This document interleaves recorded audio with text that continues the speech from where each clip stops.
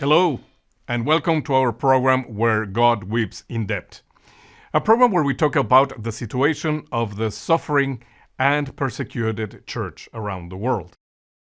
Today, we will go back to Nigeria. The situation in Nigeria is dire for Christians. According to the organization International Committee on Nigeria, since the turn of the 21st century, 62,000 Nigerian Christians have been killed by the terrorist group Boko Haram, Fulani herdsmen, or other groups. Some examples of the recent and most painful events. In May 2022 in Plateau State, a 22-year-old Christian college student, Deborah Yakubu, was brutally murdered for blasphemy by fellow Muslim students, who then burned her body. In June 2022, on Pentecost Sunday, a gunman opened fire on the Church of St. Francis in the town of Owo, killing more than 50 people. And in December of 2023, at least 140 Christians were killed over the Christmas holidays. The attacks on 26 villages in Plateau State were led by suspected extremist Fulani Muslim herdsmen. Some media reported nearly 200 dead, with many missing, as residents fled into the bush. Despite these challenges, we'll focus on resilience, faith, and the work of the Church with refugees, interfaith dialogue, and fostering vocations to the priesthood in Nigeria. Let's start with a brief history of the country.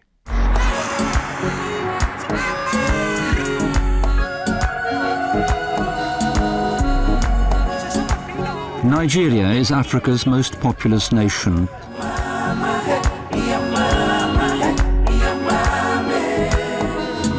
Archaeological data has revealed an extensive history dating back to at least 9000 BC. The vast kingdoms of Oyo, Ife, Nri and Hausa held sway over their various regions. Contact with Europe was established in the 16th century at the ports of Lagos and Calabar. Here, the slave trade devastated the lives of millions as demand for labor shipped Africans to plantations throughout the New World.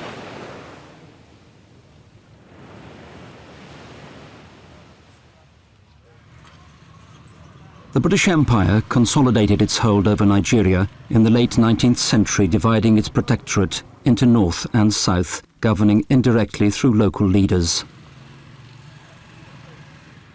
After independence from Great Britain in 1960, the country was burdened with ineffective military rule. Nigeria returned to democracy in 1999, but has continued to suffer from corruption and mismanagement. The country is rich, ranking at the top of the world's oil producers. 80% of government revenues are drawn from Nigeria's oil wealth. As so often, however, these resources have not been harnessed to the benefit of ordinary people.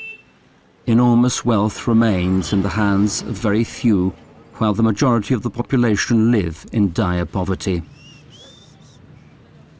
Unhealthy dependence on oil has also resulted in neglect of the agricultural and manufacturing sectors. Long-standing ethnic and religious tensions also challenge Nigeria's stability. The three dominant ethnic groups, Yoruba, Igbo and Hausa, all maneuver for authority. Furthermore, the country's 36 states are divided almost evenly into two sections. North of the capital Abuja, Islam is the predominant religion, while south of the capital, Christians are in the majority. In the political arena, this divide is increasingly being used to gain power.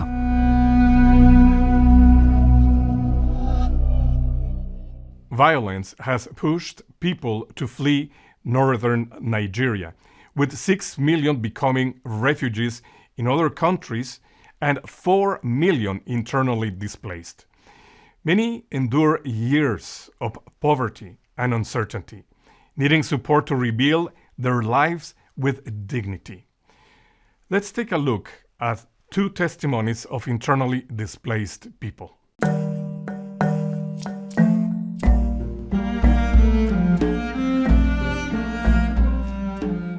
I'm here together with some of our brethren because we are displaced as a result of the threats by Boko Haram. What is really going on in my state has to do with gross human rights abuses that is taking place in my state and the neighboring state, where Christians are being targeted and shot at. Sometimes they follow the Christians in their homes and shoot at them. At other times, they follow you in your worship places and either bomb or kill you. The children you see me with know what a bomb is, know what gunshots are. So because of the threats of our lives and the lives of our families, we have to move to just Plateau State, where we try to find refuge here. Yesterday they shot a custom officer who is not a Christian, but when they go to shoot, the Christians are being killed without giving him a second thought. So the situation is erratic and not quite good for living. So people have to move.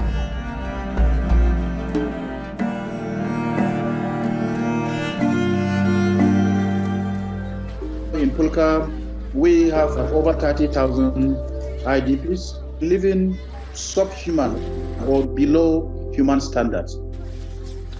They were forcibly displaced from their ancestral homes by the Boko Haram terrorists. Many of them were killed and some of them even died on the way. At night when I sleep, most of the times I dream of being attacked. Anytime the night is coming, I become so scared of the Boko Haram.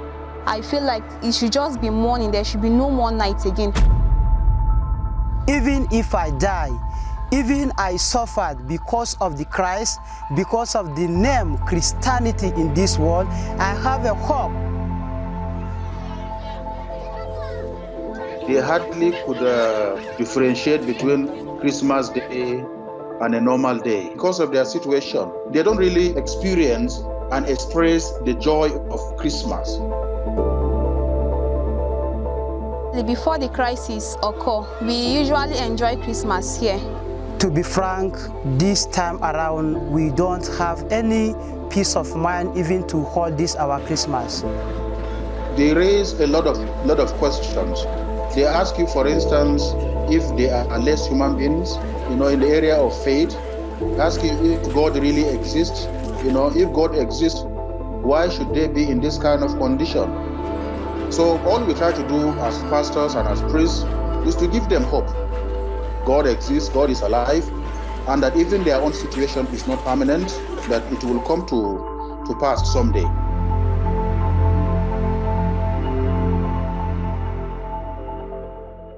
Amidst persecution, Catholic leaders advocate for justice and unity, aiming to prevent extremists from exploiting religious differences. They promote dialogue and reconciliation to bridge divides and aid survivors of attacks. Here are 3 films showcasing these efforts in different Nigerian regions, fostering peace, assisting in healing, and promoting unity between Christians and Muslims.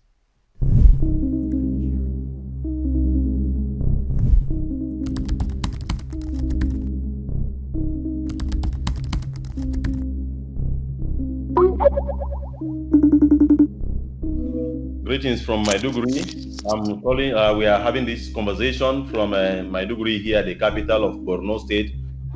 My diocese has passed through a lot of difficulties. There have been systematic persecution of Christians. We have lost so many people. A lot of Christians have been killed. They were almost hunted like animals in the wild.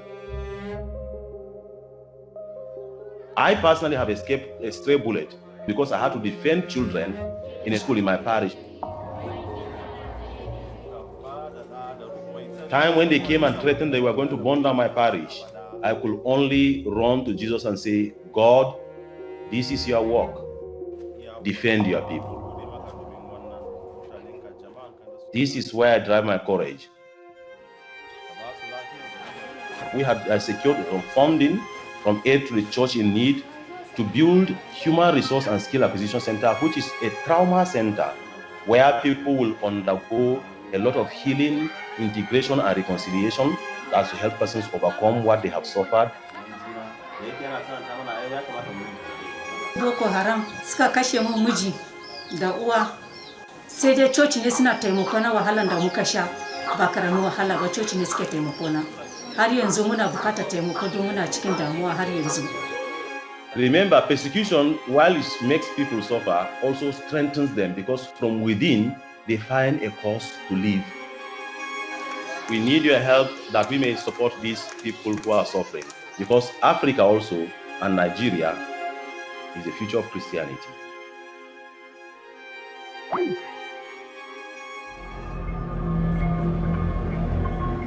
A lot of Muslim groups have said, you do not represent us. Because what you're struggling to do is to promote an agenda of division, an agenda of war, an agenda of suspiciousness. What we want is to be able to live together. They are destroying Nigerians. And these Nigerians are both Christians, Muslims, and traditional religionists.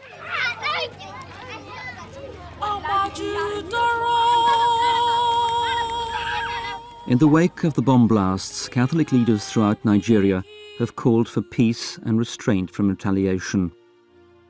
They are intent on healing those who have been traumatized, regardless of faith. In addition, they seek to break down the walls of hatred and suspicion through dialogue and understanding. The Diocese of Minna has formed the Our Lady of Comfort Welfare and Counseling Center in order to bring the community together. Our target is to reach both Christians and Muslims, to be able to talk with them, to counsel them, and ensure their welfare at the moment, particularly those who were affected by the bomb blast.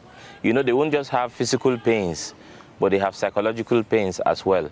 And that is why we are after their welfare and then the counseling part of it. We do not want to allow a situation where the community will live divided and seeing each other as enemies.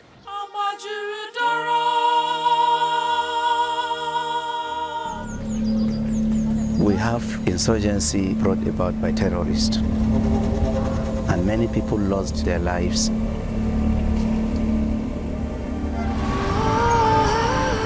Oftentimes, those who go out to destroy properties and kill are the youth, because they are always the foot soldiers that are used.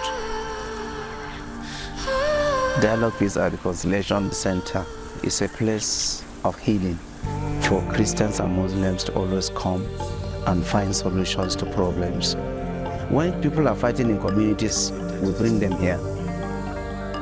We brought farmers and herdsmen here. We brought different religions here. We brought different communities here to settle differences.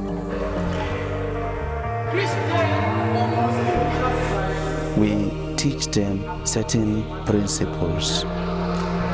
By doing that, we end up transforming them to become peace agents.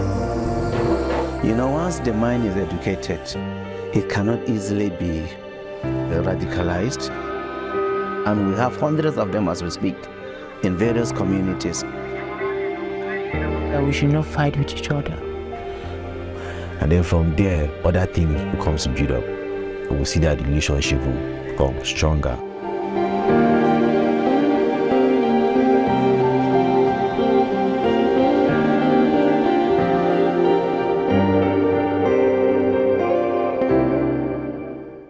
According to a priest from the Center for Dialogue, Peace and Reconciliation in Jos, the catalysts for peace are primarily young people, representing various clans and faiths.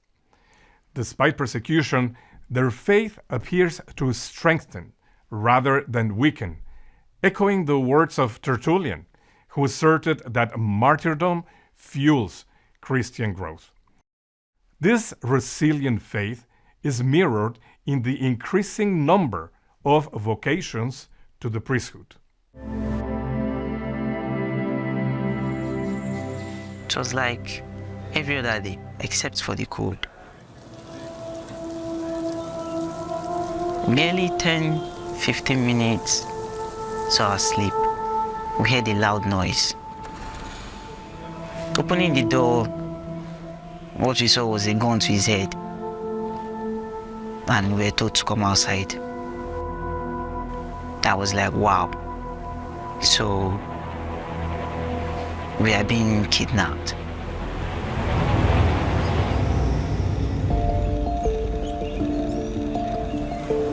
My experience at the kidnappers then, it's not something anyone would wish for his enemy. While we wake up, we're being flogged. They'll call us to come and call our parents and tell them to bring money. You are making the call, they are flogging you mercilessly. And though I think God was there, I know He was really there with us.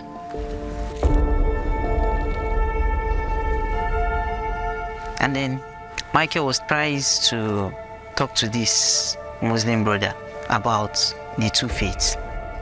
Before the Muslim brother was released, Michael taught him how to pray the Our Father. Either they overheard or they were told. Either way, it must have been the cause of his death. The blood of the martyr is the seed of the church. This church, they will not die. The more they kill, the more it will grow. So we should live without fear and be faithful to our Christian calling.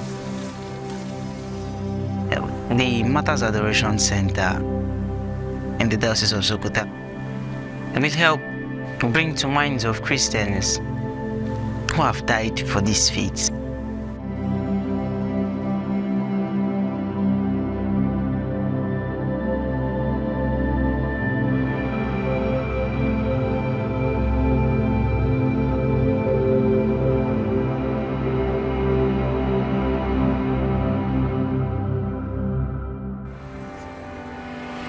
I am Alewa Richard Luka, a St. Marian from the Diocese of Panshin in Nigeria.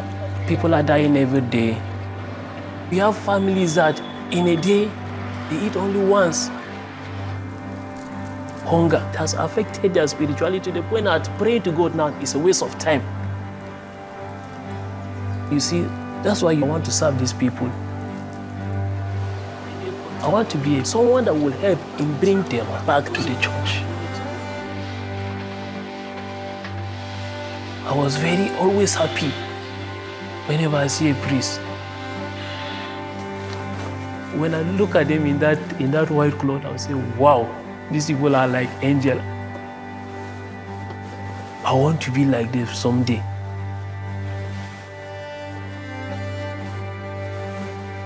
I want to serve the people with everything that God has given me.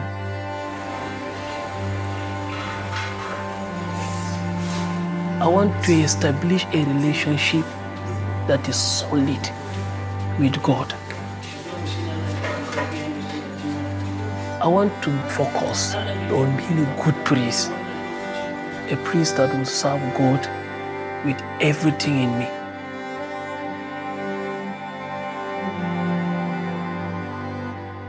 I want to serve the people with everything I have received from God, says a young man after the tragic loss of a classmate. These courageous young men need our support through prayer and material assistance to continue their studies and priestly preparation. Priests in threatened areas also need support to minister to communities facing danger. Let's hear from two of them.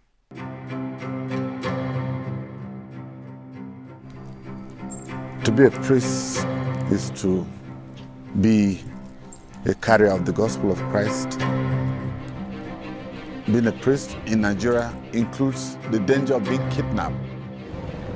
There is some kind of an interest by the kidnappers to focus more on the clergy, the Catholic priest, for example. A gentleman on a motorcycle came looking at me suspiciously. I was dressed, of course, in my cassock. Immediately I was alarmed. I got my mask box.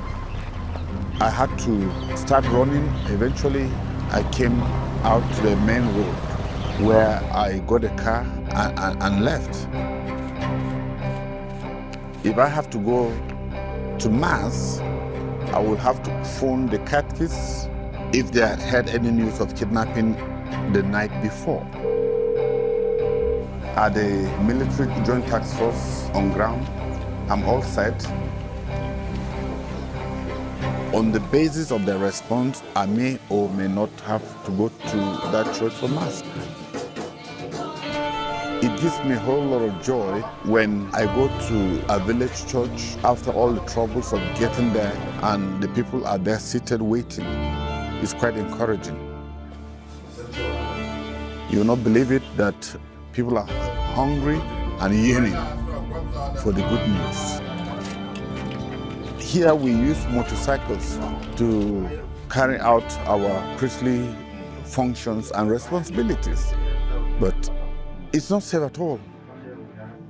Whereas in a car, it offers some form of protection. Our appeal for cars, for transportation, so that we'll be able to carry the gospel of Christ that we have been mandated to carry to every part of our diocese and beyond.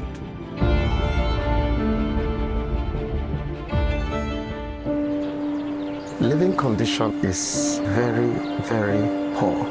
The people don't even have as water, lights, health care. There are security challenges. Every day you wake up, you hear one story of kidnapping or the other. But people, every day, they make effort to see Christ in one another. And that is why my Archbishop posted me to this place, alongside other priests that were posted to other pastoral areas, which are up to 54, with about 179 priests. And these priests are suffering the same challenges.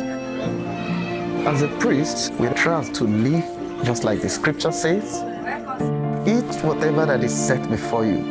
So whatever that the people can provide, I manage with it. With that, I'm surviving.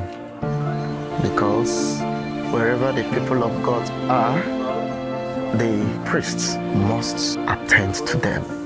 Wherever the faith is built, that faith must always be sustained.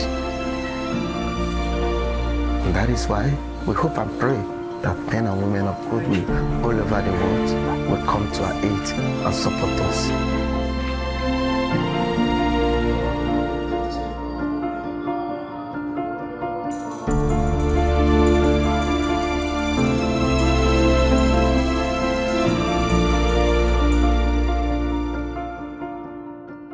We have talked about the suffering of Christians in Nigeria, but we have also talked about the hope, the strength of faith, and the love that they witness with their lives. No one can separate us from the love of Christ, as St. Paul says in his letter to the Romans. We want to end this program with the inspiring words of Bishop Martin from the Diocese of Mina, who reminds us that Christ is the Prince of Peace. He brings us peace that no one can take away from us.